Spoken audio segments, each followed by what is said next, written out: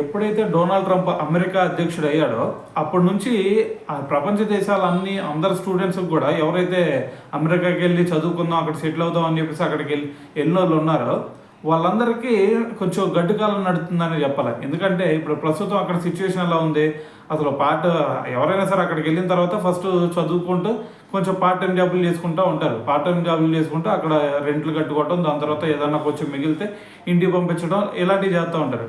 కానీ ఇప్పుడు ప్రస్తుతం సిచ్యువేషన్ ఎలా ఉంది అంటే కనీసం అక్కడ వాళ్ళు పార్ట్ టైం జాబుల్లో దొరికే సిచ్యువేషన్ కూడా కనిపించాల.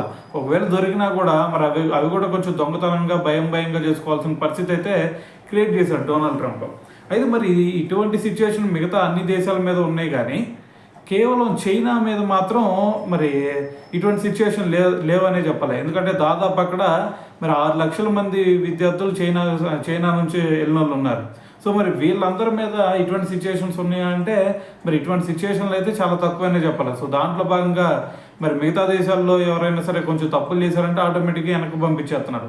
కానీ చైనా వాళ్ళకి ఇటువంటి సిచ్యువేషన్లు అయితే లేవు. ఎందుకంటే దీని అందరికి కారణం మీ అందరూ తెలుసు, వాళ్ళిద్దరి మధ్య ఎటువంటి కనెక్షన్ ఉంది. దాని తర్వాత మరి ఏదన్నా సరే చైనా మీద ఏదైనా ఎఫెక్ట్ పడిందంటే ఆటోమేటిక్గా ఇక్కడ ఆర్థిక వ్యవస్థ అతలాకుతలం అయిపోయింది అమెరికాది. సో కాబట్టి అటువంటి డేరింగ్ స్టెప్ అయితే చేయలేకపోతున్నాడనే చెప్పాలి.